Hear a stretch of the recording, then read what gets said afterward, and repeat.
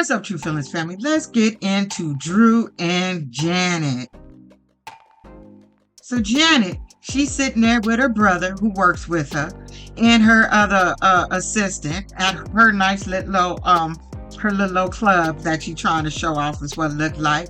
So they talking business, but then they go into how she's feeling about Drew and his adventures as far as being into fashion, because she want to retire. It's like, then have her just retire. You gonna have enough retirement money. You still got the businesses. Is he gonna be running the businesses? Are you gonna close the businesses while you retire? Because like I said before, if he's getting into you retiring and he's running stuff, you're gonna always be paranoid about what that boy doing. So it seemed like every time we see Janet get together with anybody, she gonna bring up Drew and how she don't know what he's doing with his fashion line. She just need to be on the need to know basis so she can get, so she can rest her mind. And I get that. If your man is about to do a business, brother, and this ain't even got nothing to do with age. As a woman, you want to know what the plans are, what you got going on. Like, how close are you? Where you at? Do you need any help? Like, it's not unreasonable for her to think that way. But girl, do you got to bring it up with everybody? Stop talking about your husband, and your husband ain't no better. And we'll get to that when we get to that. Because when he showed up, they just laughed. It's like, yeah, I knew you fuckers was talking about me. So now she's saying she wants something a little bit more extravagant. She want to have her 60th at this nice establishment that she had to let us know about. But she want to come in on the rooftop in a helicopter.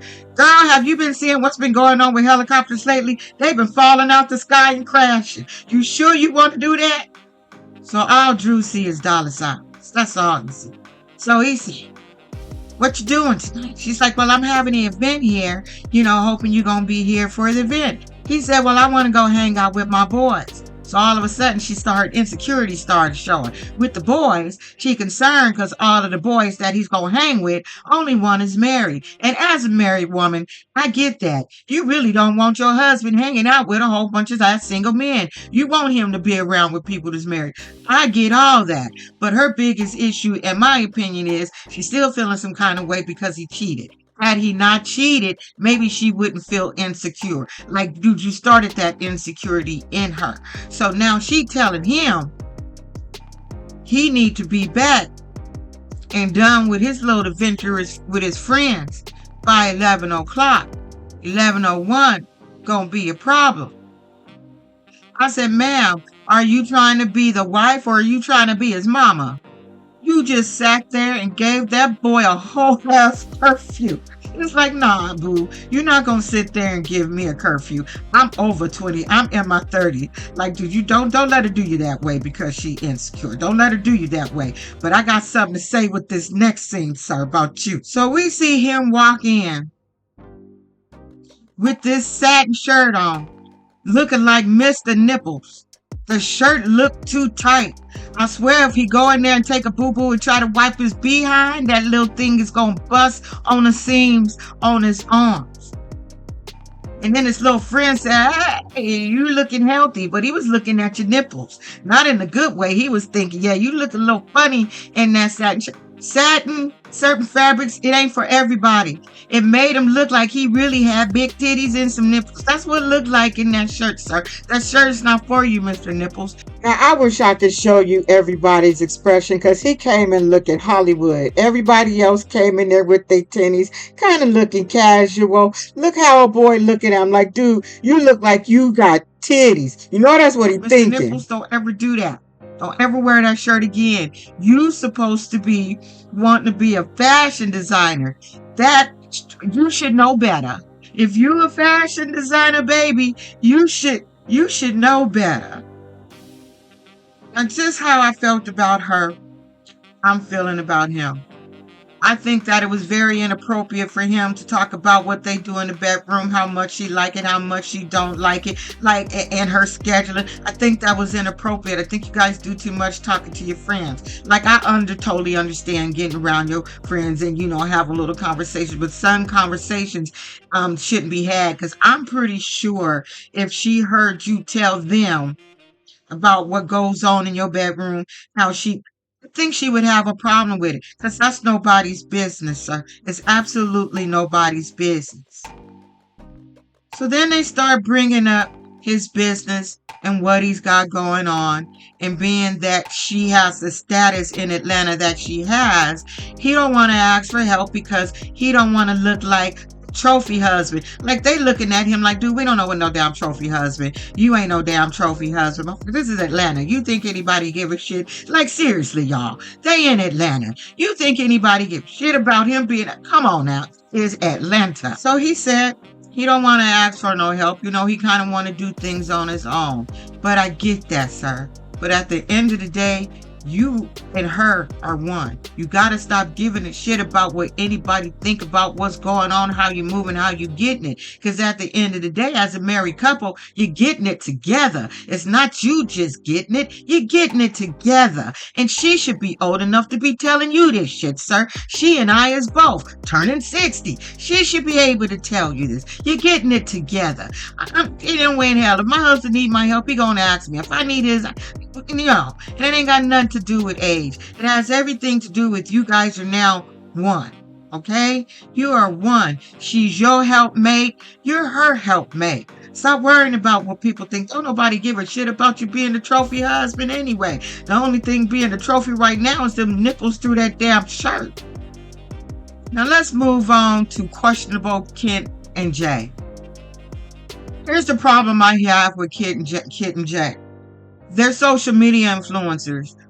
I feel like just based on some of the things that they're doing, some of the language that they're using, that they on some BS and they came up with this little storyline trying to get us a reaction with some of the things that they do.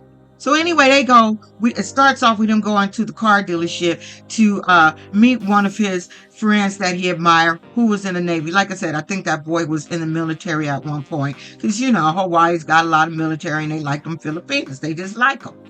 So they're having this conversation about him and Jay going to the Philippines and how she's not happy about, you know, not being able to go and all this crap. And he said that the budget that she gave him was $30,000 and that his business, you know, is kind of taking a hit, that he really can't afford, you know, to take her to the Philippines or go to the Philippines. Again, like I said, this is a very easy storyline. You know, we could have wrote it ourselves. It's like, yeah, now he's feeling a little paranoid. He don't want her to go because that little baby was kidnapped.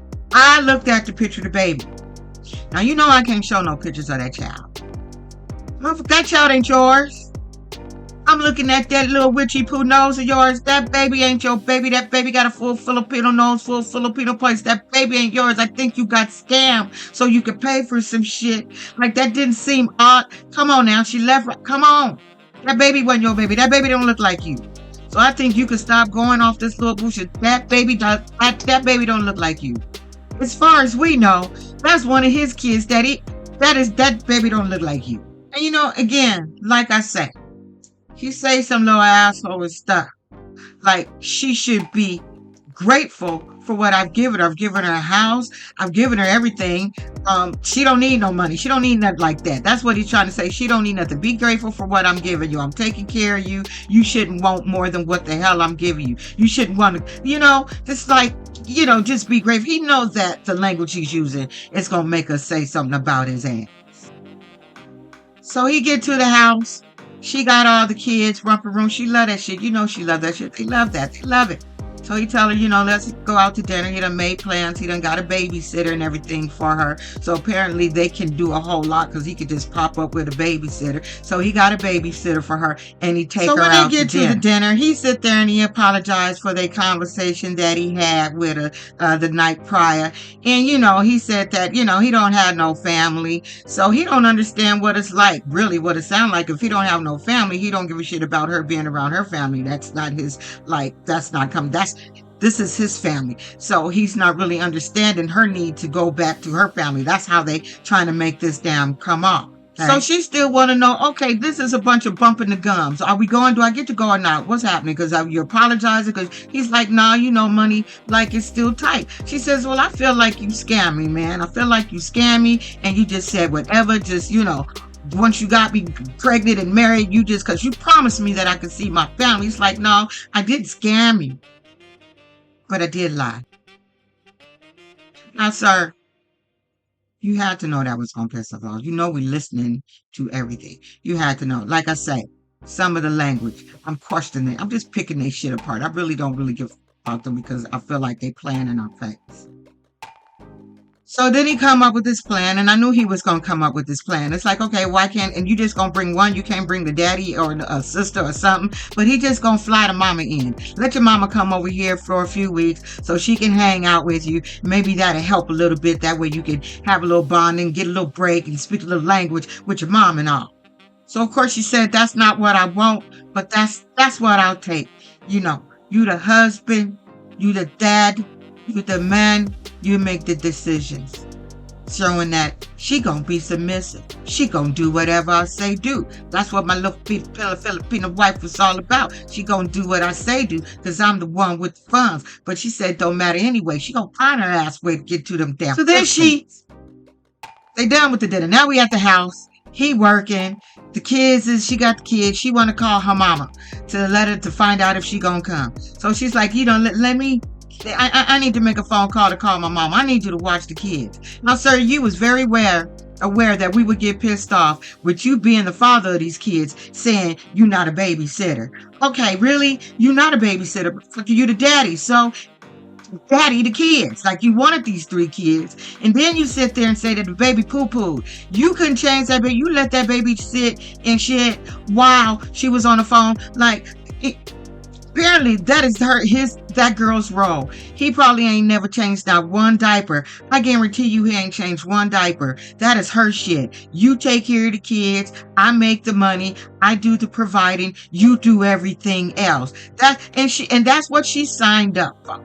So anyway, we find out mama coming. So mama is coming. She happy to come. And that's how it ends. Well, sure, of course, when they come back and the mama's there, there's going to be arguments. There's going to be turbulence. There's just going to be some shit. But tell me what you think about these two. Because I'm feeling some kind of way about these two like they playing in our face. And, left off the best part.